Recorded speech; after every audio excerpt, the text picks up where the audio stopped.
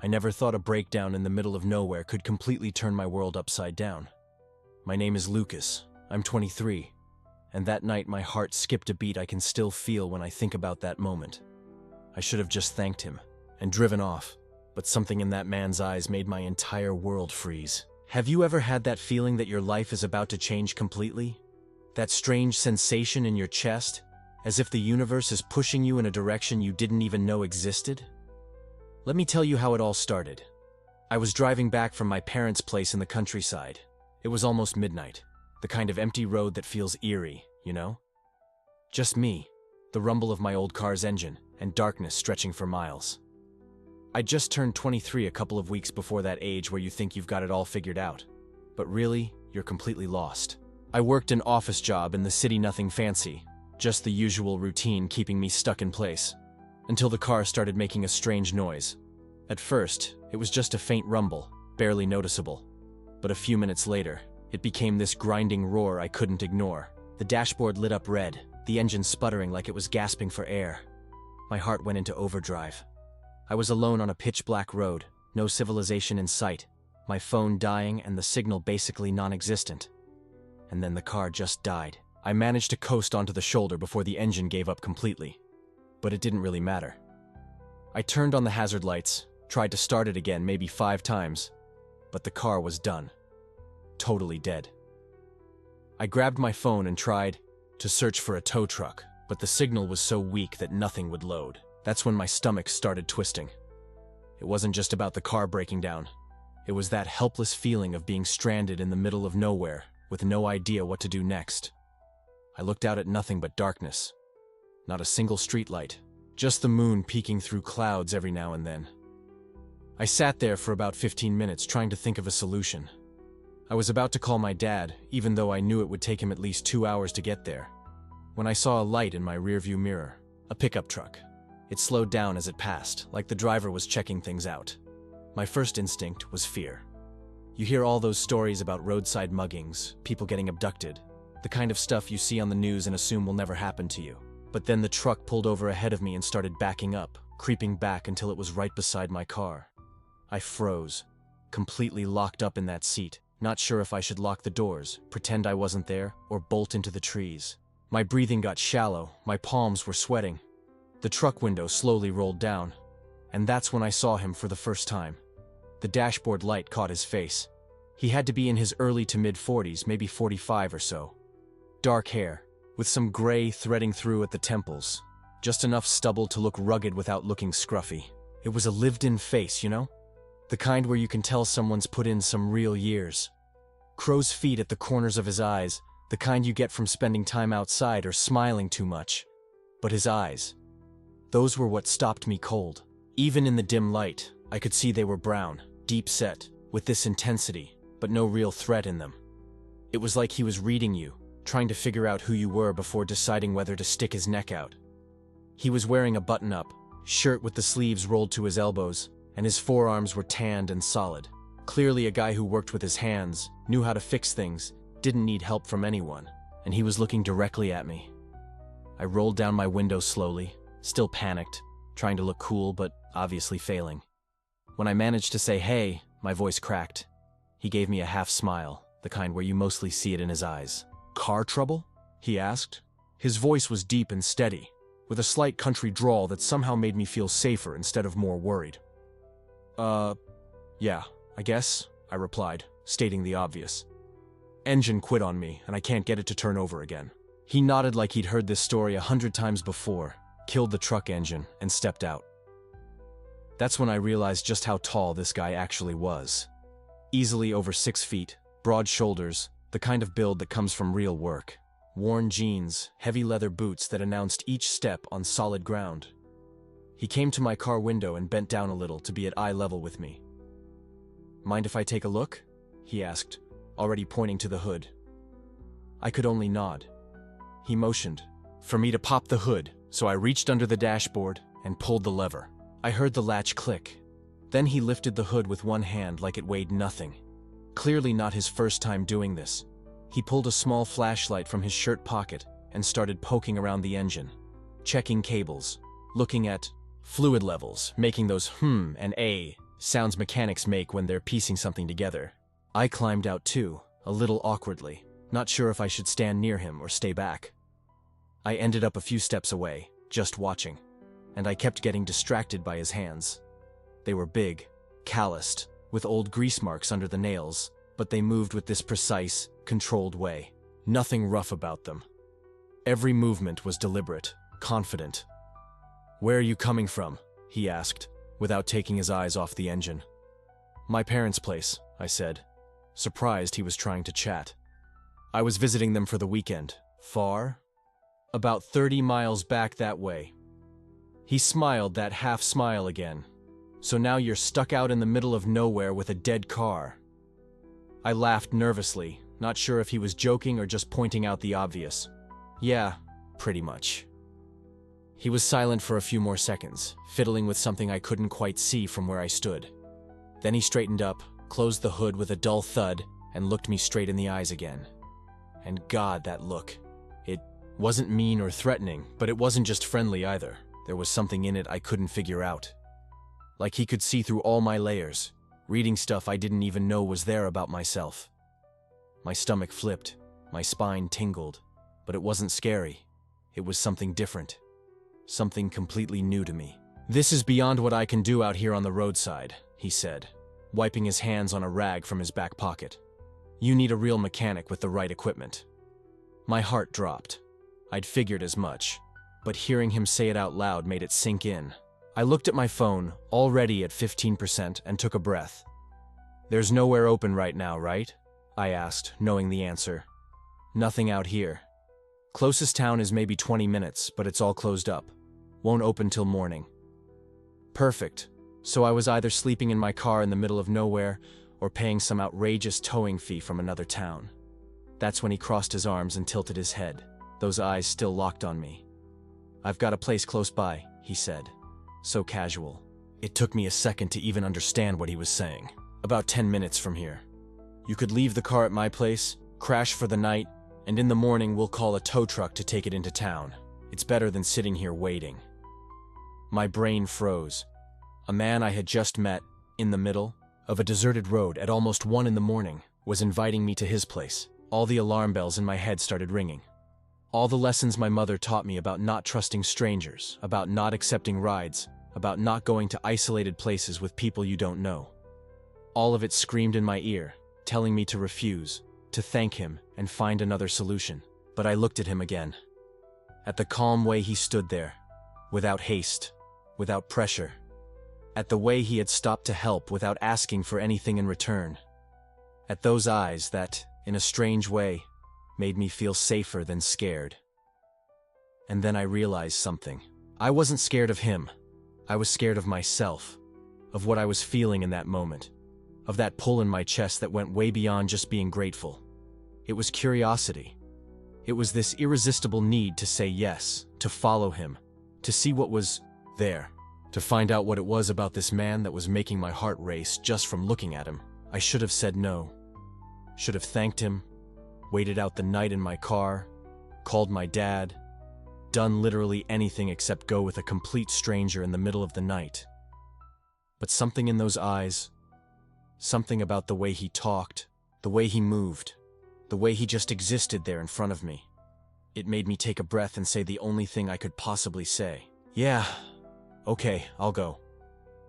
He nodded once, as if he'd expected that answer too, and pointed to the pickup truck. "Lock the car and come on. We'll tow it tomorrow morning." I locked up my car, grabbed my backpack from the back seat, and walked to the truck. Each step felt like it was in slow motion, my body going through the motions while my brain was screaming at me in about 10 different directions. I opened the passenger door, climbed in, and shut it behind me. The inside of the truck had a smell all its own. Old leather, soil, a faint trace of cigarettes from maybe a while ago. The dashboard had some worn stickers, and there was a half-empty water bottle in the glove box. The seat was solid, but actually comfortable, and I could still feel his warmth where he'd been sitting. He started the engine, adjusted the rearview mirror, and slowly began driving back onto the road. We were silent for a few minutes, only the sound of the engine and the tires on the asphalt filling the space between us. I glanced at him. His profile illuminated by the headlights now and then, His strong jawline, the way he held the steering wheel with one hand, the other resting on the window. There was a small scar near his chin, almost imperceptible, but I noticed it. I noticed everything. "What's your name?" he asked suddenly, breaking the silence. "Gabriel," I answered too quickly, almost instinctively. "And yours?" "Raphael. Raphael." I repeated the name in my head a few times, trying to commit it to memory. Raphael, the cowboy who appeared out of nowhere to save me from a lost night in the middle of the road. Raphael, the man in his early 40s with eyes that took my breath away. Raphael, the guy I was blindly following to an unknown place because something inside me just couldn't say no. "You live alone out there?" I asked, trying to make conversation, trying to sound chill even though my heart was going crazy. "Yeah, it's just me and some animals. Pretty quiet out there." Quiet, sure. I should have been freaking out. Should have been planning an escape, checking if I had signal, ready to bail if things got weird. But I wasn't. I was strangely calm. Or maybe it wasn't calm. Maybe it was just a silent acceptance that, for some reason I couldn't explain, I needed to be there. Needed to follow that man.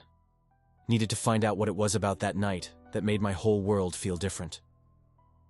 We turned onto a dirt road, and the truck began to shake slightly as we passed over bumps and rocks. The trees grew denser on the sides, obscuring the view of the sky. The headlights cut through the darkness like a blade, revealing glimpses of the path ahead. And then, after about 5 minutes on that dirt road, I saw the lights of a house in the distance. Raphael's ranch. He parked near the porch, turned off the engine, and looked at me again with that half smile that was already starting to become familiar. "Welcome," he said simply. I got out of the truck, still holding my backpack, and looked around. The house was simple, but well maintained. Dark wood, a red-tiled roof, a front porch with 2 rocking chairs. A light was on in the living room, visible through the window. In the distance, I could hear the sound of crickets, the wind rustling through the trees, and some animal moving somewhere. Raphael was already walking up the porch steps, motioning for me to follow. I took a deep breath, adjusted my backpack on my shoulder, and followed him up. In that moment, I didn't know what was coming. I didn't know that night would completely change my perspective on everything, on myself, on what I felt, on what I wanted. All I knew was that, when he opened the house door and looked back to make sure I was following, my heart leaped so hard I almost tripped on the last step. I should have just thanked him and left to sort everything out the next day, but something in those eyes, something in the way he existed, made me cross that threshold, and nothing would ever be the same after that. The dirt road was longer than I imagined.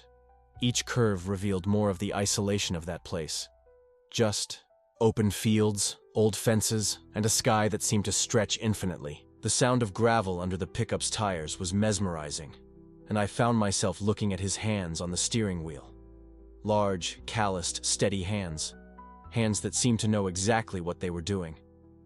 "We're almost there," he said, and his voice broke the silence that had settled between us. It wasn't an uncomfortable silence.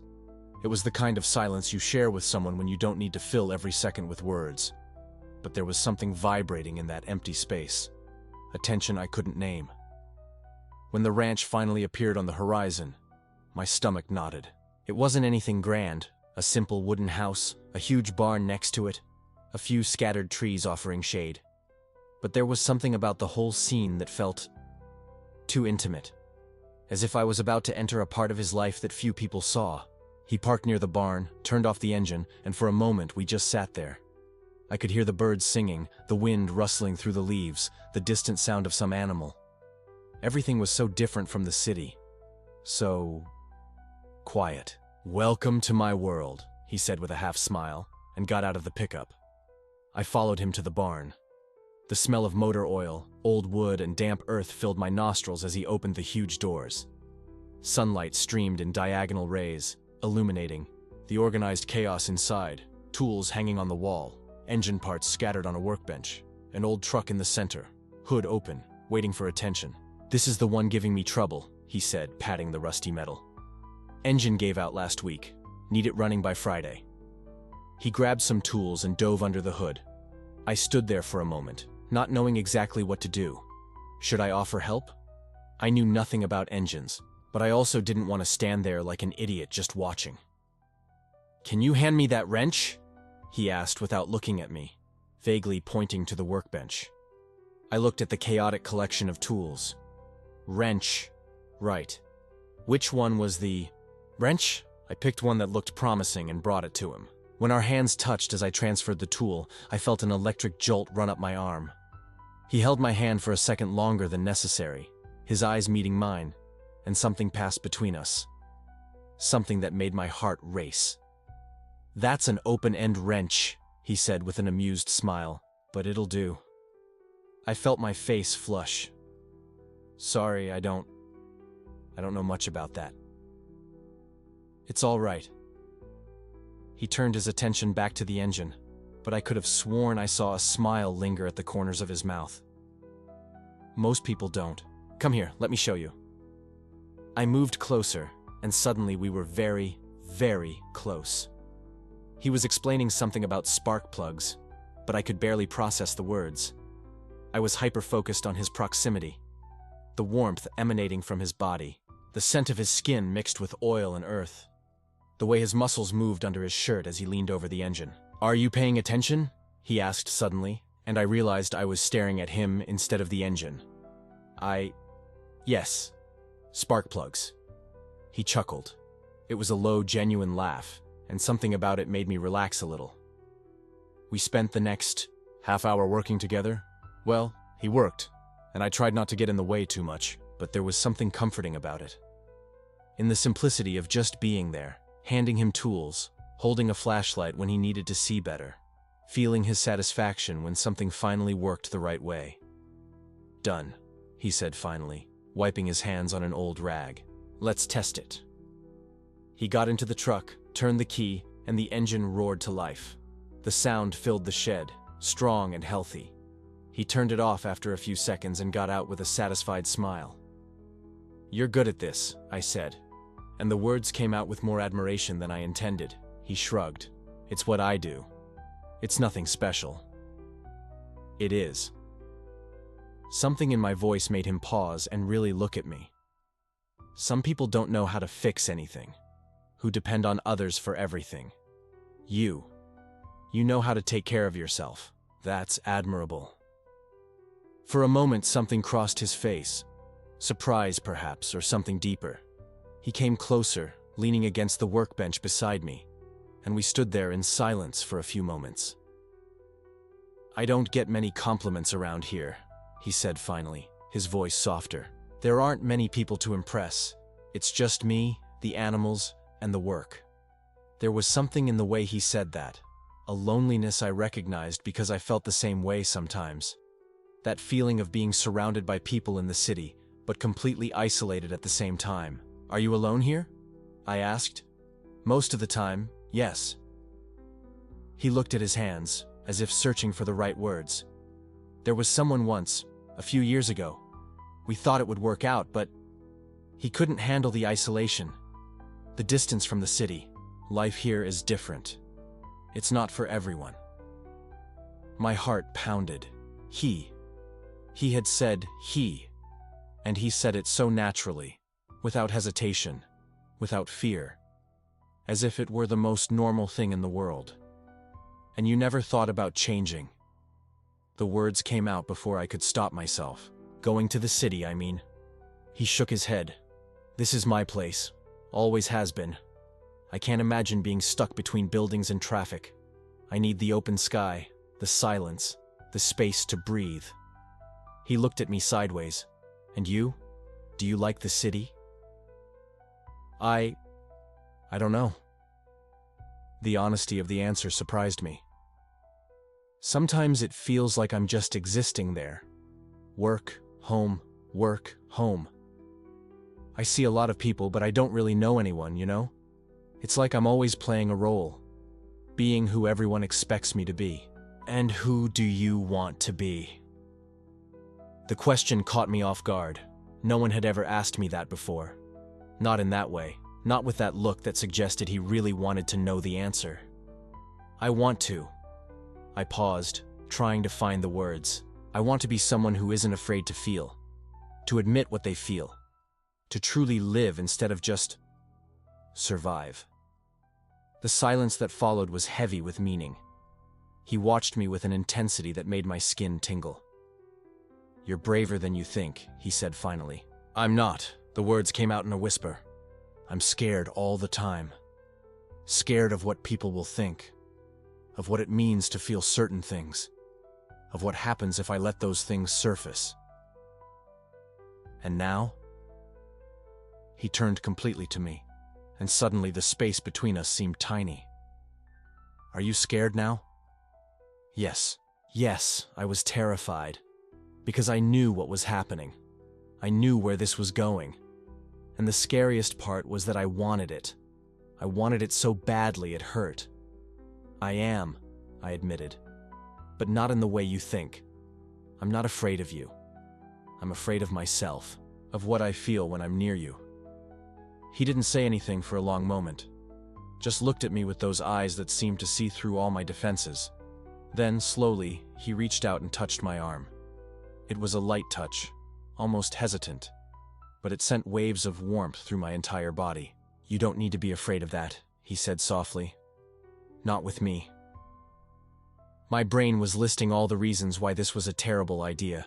The age gap, the fact that I barely knew him, that I had a whole life back in the city, school, responsibilities, people's expectations, but my heart was telling me something completely different. "You don't have to go yet," he said.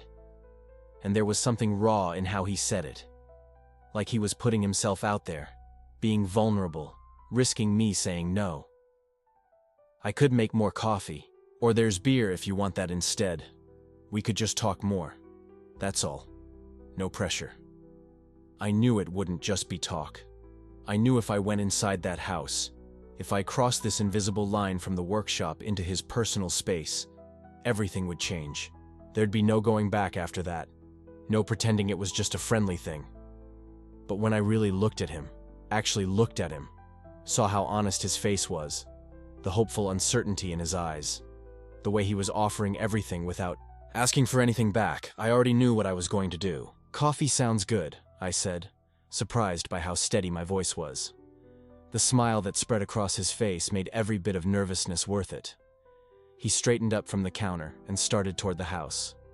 I followed, my heart hammering so loud I was sure he had to hear it. When we reached the front door, he paused with his hand on the doorknob and looked back, as if giving me one last chance to change my mind. I didn't change it. He opened the door, and I stepped inside. In that moment, I absolutely knew that everything was about to change. I wasn't just crossing a threshold. I was crossing some invisible line between who I'd been and who I was about to become. And for once, I wasn't running away from the unknown. I was walking right into it. His house was exactly what I'd imagined and nothing like what I'd imagined at the same time. Small, comfortable, with this smell of wood and coffee that told you everything before he said a word. Books were stacked on makeshift shelves, a guitar leaned against the wall, black and white photos of places and people I didn't recognize. It was a space that felt alone, but like it was chosen that way. Not lonely, peaceful. He closed the door behind us, and suddenly, the world outside ceased to exist. The rain continued to beat on the roof, but inside it was as if we were suspended in time. I didn't know what to do with my hands, with my eyes, with all that silence charged with possibilities. "Have a seat," he said, pointing to a beaten-up but actually comfortable couch. "I'll make some real coffee, not that convenience store garbage." I sat down, laughing a bit nervously. I watched everything he did in the kitchen, how he made the coffee, how he'd glance out the window, how he'd take a breath before looking back at me. There was something choreographed about it all, like he was being careful not to rush things, not to mess up this moment. When he came back with 2 mugs of coffee, he sat next to me but kept some space. There was this respectful distance between us, like he was saying, "I want this, but only if you do too." "So," he said, blowing on his coffee, "what brings a guy like you out to a dead road at 2 a.m.? I laughed again, this time more relaxed. "Running away, I guess, from everything. Life, other people's expectations, myself." He nodded like that made perfect sense. I've been doing that for 20 years, running. Or at least, I thought that's what I was doing. And now, what do you think you're doing? He looked at me in a way that made me forget to breathe for a second. Now I think I was waiting, without knowing for what, until you showed up. My heart raced. It was the first time he had said something like that, direct, without beating around the bush. All that tension that had been building since the gas station, since the rain, since that first look, suddenly had a name. He wanted me, and my God, I wanted him too. Are you scared? I asked, more to myself than to him. Of what? Of this. Of me. Of the age difference. Of what people will think. He set his mug down and turned to face me completely. I was terrified. I've been interested in younger guys before. People called me a predator, said I was pathetic, that I was having a midlife crisis. He stopped, and I saw something crack in his eyes. But I figured something out. I can't live my whole life afraid of what other people think. I need to actually live, not just go through the motions. I'd never had anyone be this honest with me, this open and undefended. What about you? He asked. Scared? Yeah, I said. I'm scared I won't know what to do. That I'll confuse wanting him with just admiring him. That I'll wake up tomorrow and realize it was just some fantasy. What if it's not a fantasy? Then I'm even more terrified. He smiled a little, sad but understanding. I get it. It's different when it's real. When it's not just something you made up in your head to get through the day. We went quiet for a moment, just the rain between us. And then somehow, I don't even know how, the space between us got smaller. I'm not sure if I moved or he did, but suddenly our knees were touching, and that tiny touch lit me up like a live wire. He looked at where our knees touched, then at my face. Can I? He asked, holding out his hand. I couldn't make words come out. I just nodded. When he linked his fingers with mine, I thought my knees were going to give out. It wasn't just attraction, it was like recognition. Like something in me said, finally, finally, someone who actually gets me. We locked eyes, and everything just stopped. Not like in movies. Real, raw. I could see every line in his face, every strand of gray, every scar time had left. And seeing all that lived experience right in front of me pulled me in a way I'd never felt before. Lucas, he whispered. I saw you the second I looked over. Wasn't an accident I kept talking to you. Wasn't just being nice. It was something I couldn't help. And my breath came faster. I saw you too, from the start. You're so young though. You've got your whole life in front of you. I don't want to just be something you experienced, a story for your friends. I gripped his hand tighter. Why would I be here with you, in your place, holding your hand, if this was just an experience? I'm terrified, Lucas. I'm terrified because it's real. Because I want this to be real. I could see something let go in him. The final wall coming down. Then he leaned toward me, slowly, giving me plenty of time to back away if I needed to. But I didn't. I wanted this more than anything.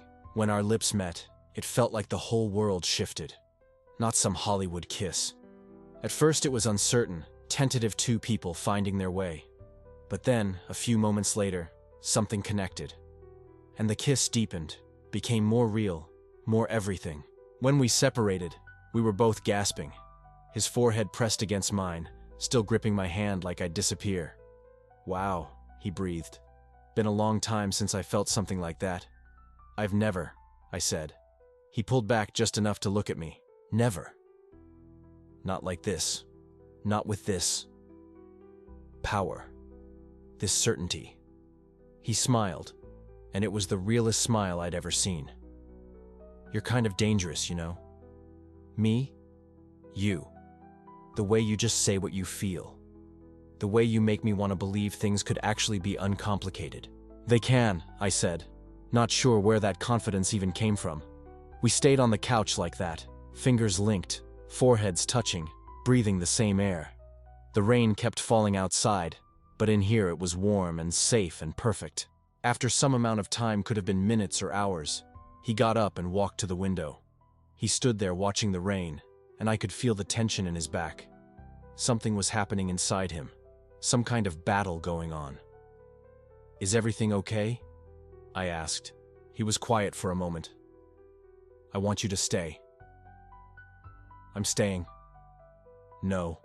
He turned to face me. "I want you to stay with me. All night. I want to wake up tomorrow and know this was real in the daylight." My chest tightened. This wasn't just an offer, it was a plea. It was him saying, "Don't disappear when things get real." "Lucas." "I know what I'm asking for," he said, cutting me off. "And I know it's crazy fast. But this can't be just tonight. I don't want us to walk away and spend the rest of our lives wondering what if." I got up and went to him.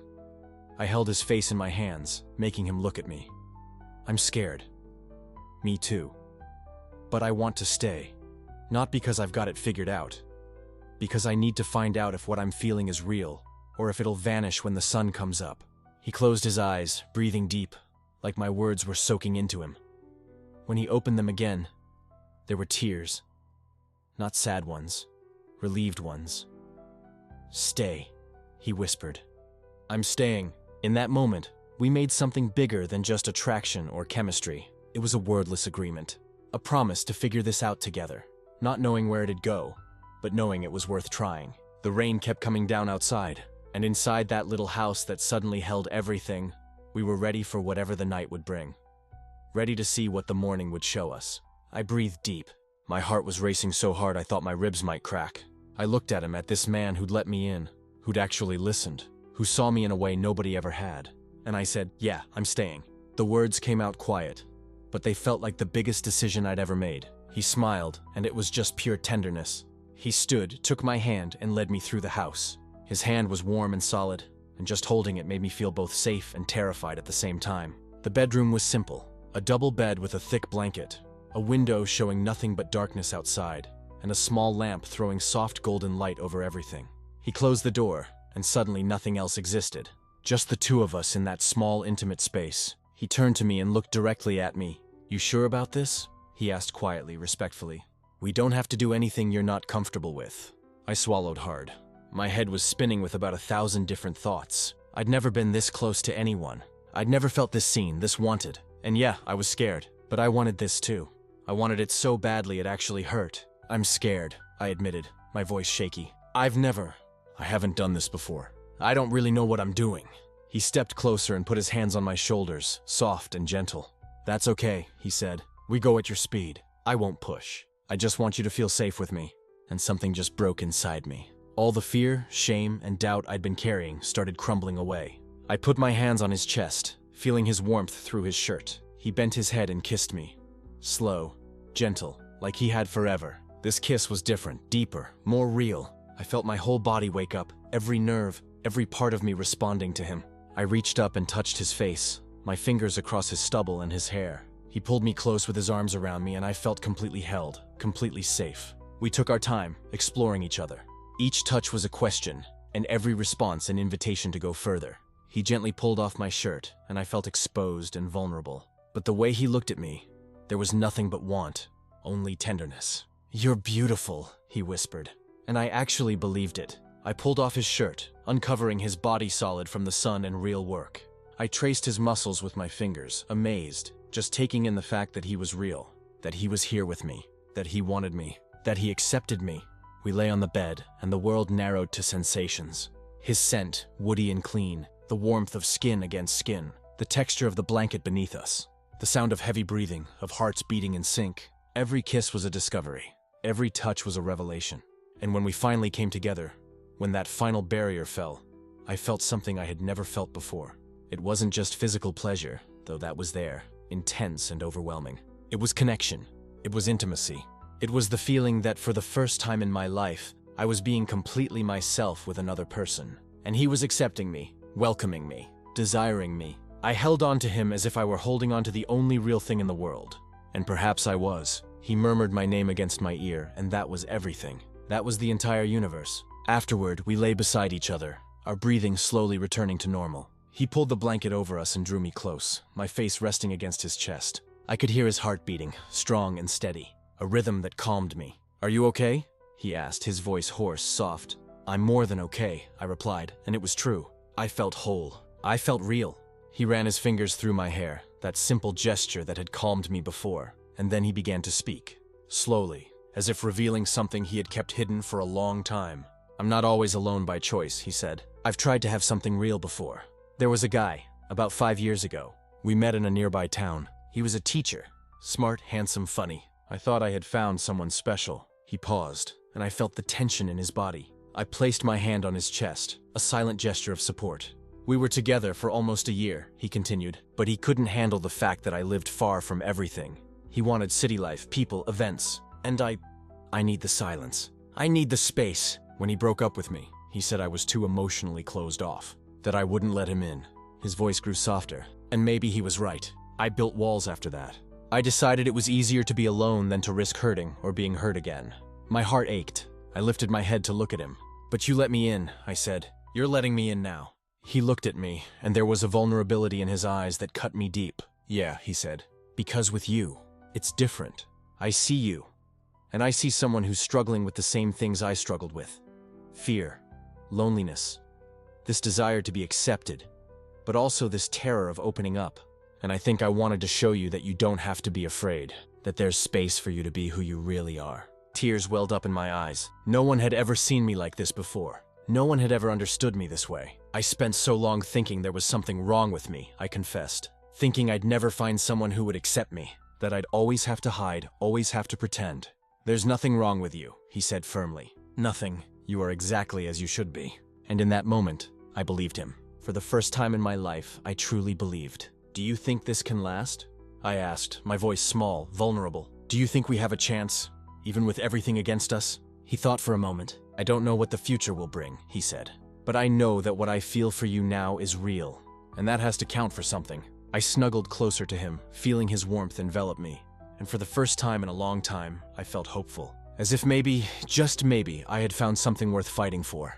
We talked for hours, there in that bed. He told me about his childhood, about the father who taught him to be a real man, but never taught him to express emotions, about his mother who passed away when he was 15, and how that had left a hole in him that he had never truly filled, about the dreams he had of having a family, but which he had given up because he thought it wasn't possible for someone like him. And I spoke about my own fears, about the fear of disappointing my family, about the fear of never being enough, about the deep desire to be seen, to be loved, to matter to someone. And as we talked, I felt something changing inside me, as if every word, every confession was freeing me from a prison I didn't even know I was living in. I felt my heart opening, expanding, making space for something new, for hope, for love, for possibility. At some point we fell asleep, intertwined with each other, as if we were afraid to let go. And when I woke up, the first thing I saw was the soft morning light streaming through the window. The darkness had passed. A new day had arrived. I looked at the man beside me, still asleep, his face peaceful, beautiful in the dawn light. And I realized something that shook me to the core of my being. My heart had changed. I was no longer the same person who had arrived on that lonely road yesterday. I had been transformed. By him. By this night. By this connection I didn't even know was possible. But as the morning light spread through the room, a new wave of fear began to grow in me. What would happen now? I had to go home. To my life, to reality. This had been a magical moment, suspended in time, but morning had come. And with it, all the questions I didn't know how to answer. What were we doing? Was this real? Could this last? Or had it just been one night? An escape from reality that would now end with the light of day. He stirred beside me, his eyes slowly opening. When he saw me looking at him, he smiled. That warm, welcoming smile that had already become so familiar. "Good morning," he murmured, his voice hoarse with sleep. "Good morning," I replied, trying to smile back. But I knew my eyes were full of fear, of uncertainty. He noticed. Of course he noticed. He propped himself up on his elbow and looked at me with that total attention that was uniquely his. "What's going on in your head?" he asked softly. And I didn't know how to answer, because the truth was terrifying. The truth was that my heart had changed, and I didn't know if I had the courage to move forward, if I had the courage to fight for what we had started here. But before I could answer, he spoke again. "Let's talk about it," he said. "About what we're doing, about what comes next." And so, with the morning light illuminating the room and the weight of the uncertain future hanging over us, we prepared to face the most important conversation of our lives. I woke up to the sunlight streaming through his bedroom window. It took me a few seconds to process where I was. His arm was still around my waist, his body warm against my back. I took a deep breath, trying to engrave that moment in my memory, because a part of me was already afraid that it would all disappear. He stirred behind me, and I felt his lips touch my shoulder. "Good morning." His husky voice sent a shiver down my spine. "Good morning," I replied, turning to face him. He was beautiful.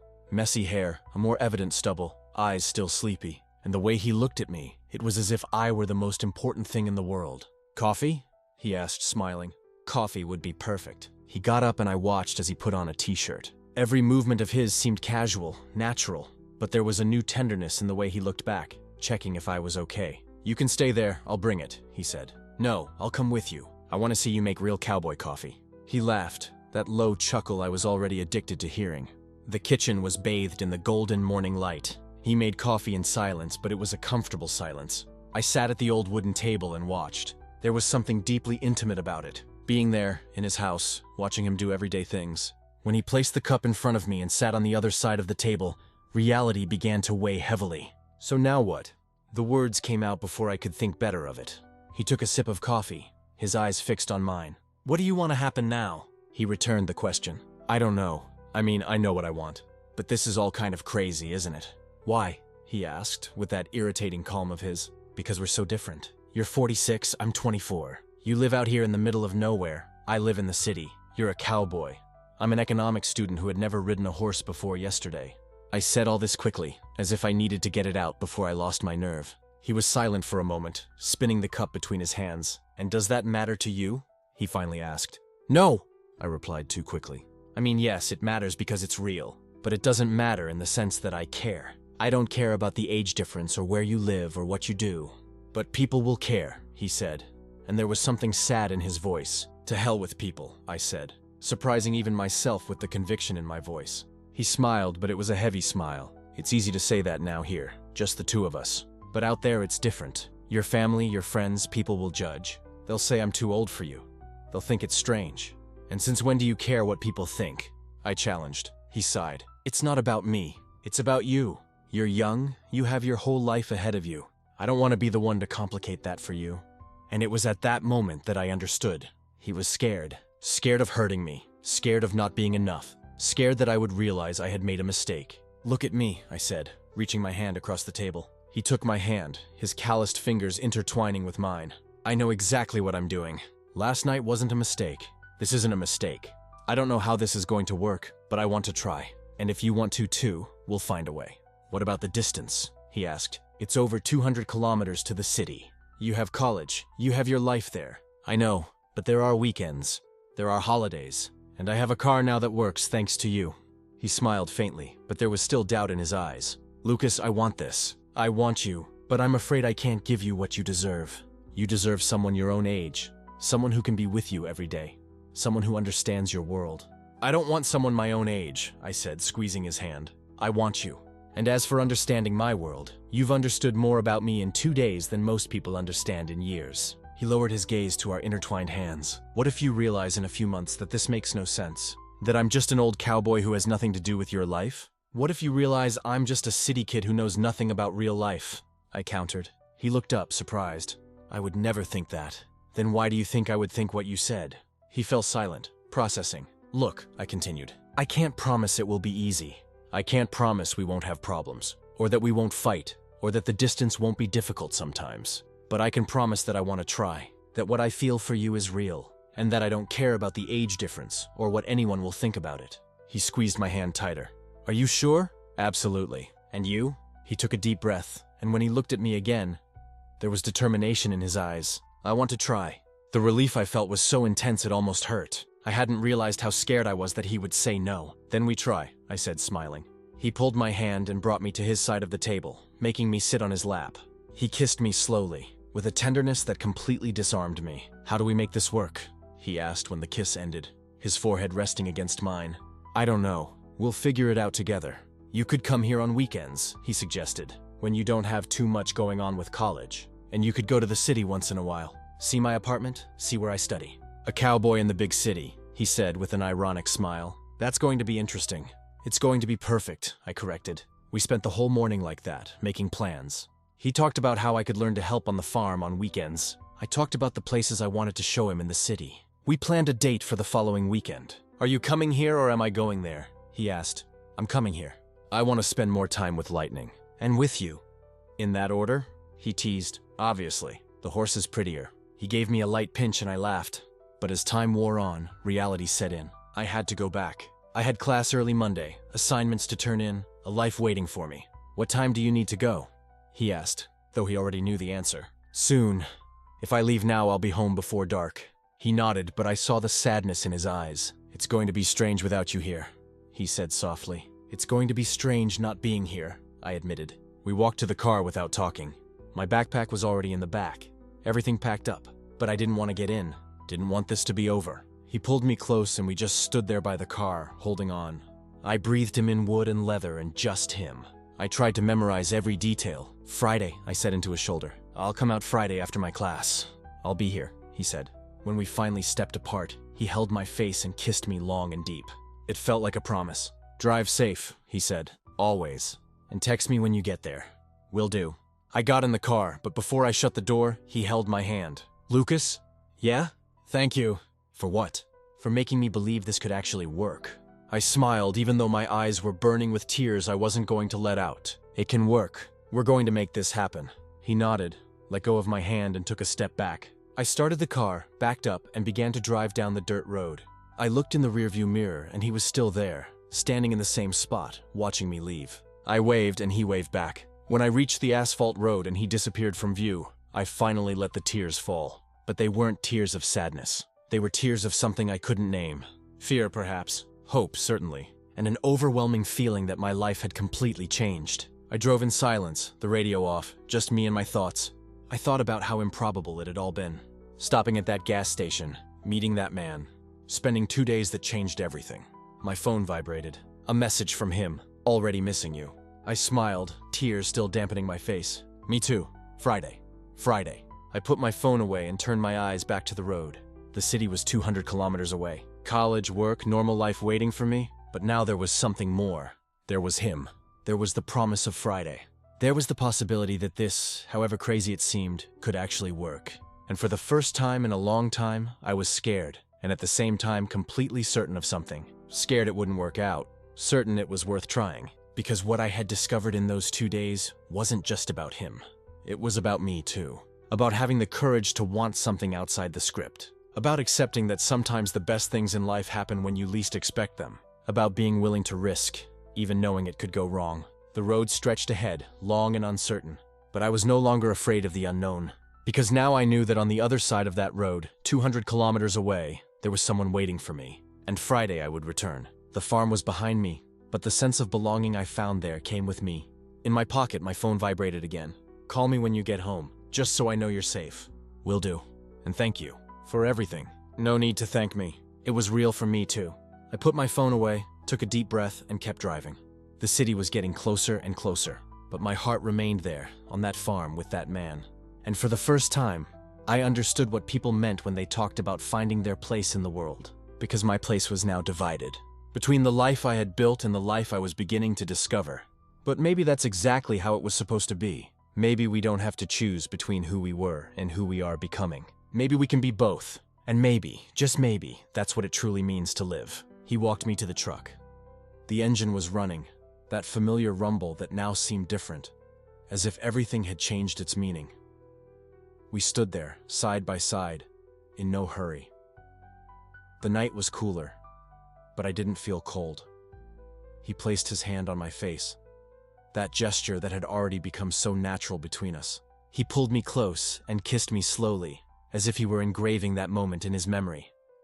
I closed my eyes and allowed myself to feel everything. The texture of his lips, the smell of earth and leather that always came from him, the way my whole body calmed when he touched me. When we parted, he looked at me with that crooked smile I already knew so well. It still ties a knot in my chest when I remember that moment. I got into the truck and closed the door. He stood there, leaning against the fence, watching me. I started the engine, waved through the window. He waved back, and I began to drive down the dirt road that led back to the highway.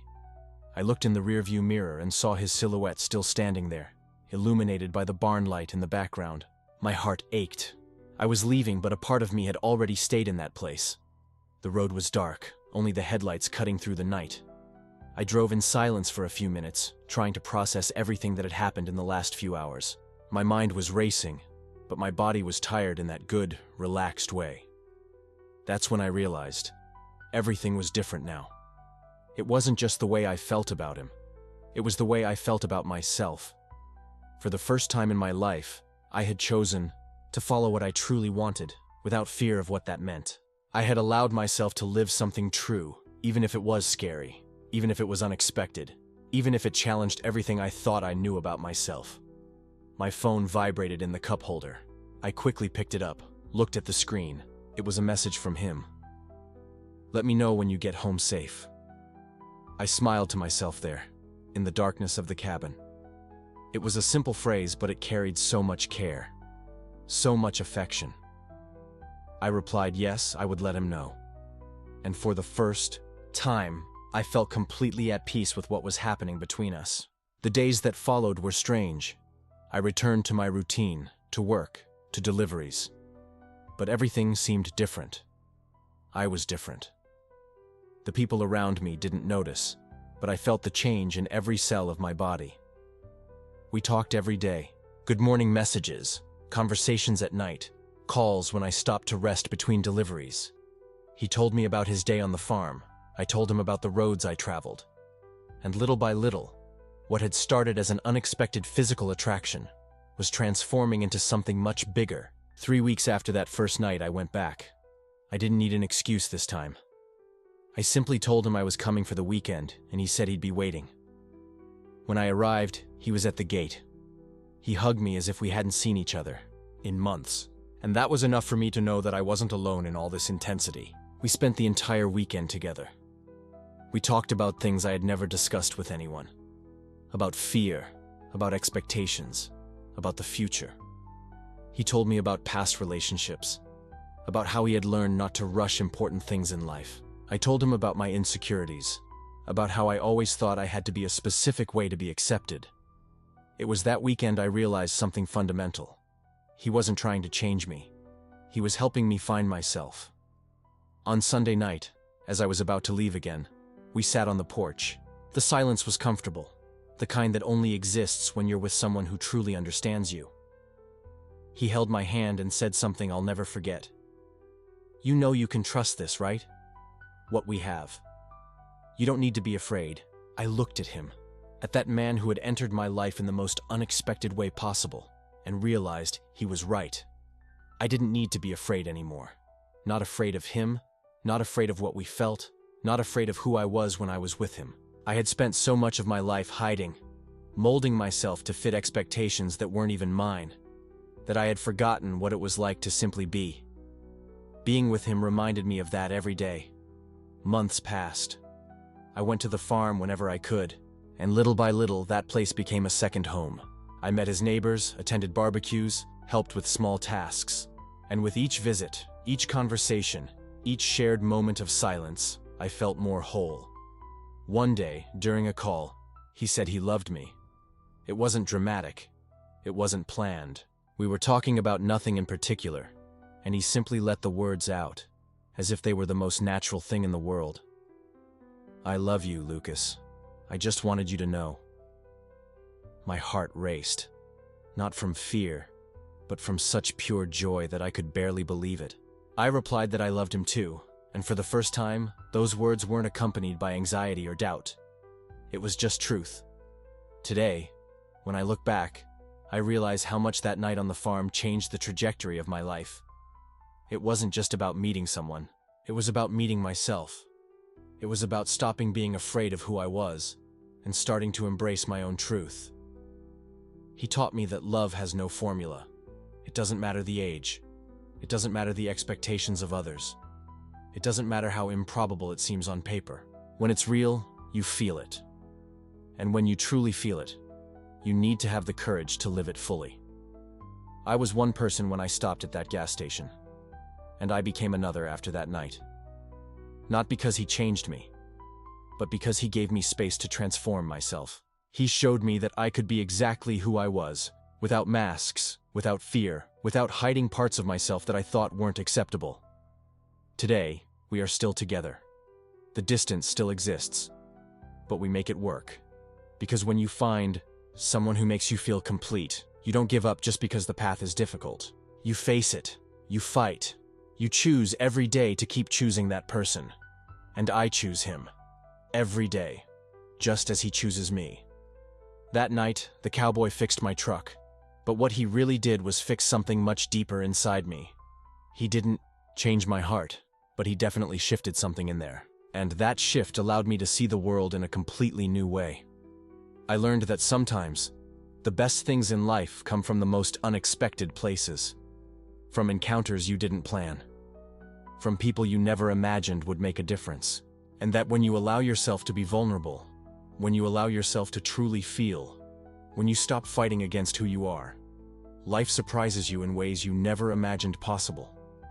If you've ever been afraid to love someone unexpected, to allow yourself to feel something that makes no logical sense, but makes perfect sense in your heart, I understand you. I've been exactly in that place. And I can tell you one thing. It's worth it.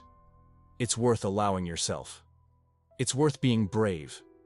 It's worth choosing love, even when it comes packaged in a way you didn't expect. Because in the end, it's not the safe choices that transform us. It's the courageous choices. It's the moments when we decide to trust, even with fear. It's the nights when we choose to stay, even when it would be easier to leave. And that's exactly what I did that night on the farm. I chose to stay. I chose to feel. I chose to allow myself to live something real. And that choice changed everything. My heart shifted that night. And since then, it has never returned to where it was before. Because when you find someone who makes you feel at home, you realize that home is not a place. It's a person. It's a feeling. It's the certainty that, no matter what happens, you are not alone. And I am not alone. Not anymore. I have the cowboy. I have myself. And I have the courage I discovered that night. The courage to be exactly who I am, without fear, without excuses, without hiding anything. And that courage changed my life forever.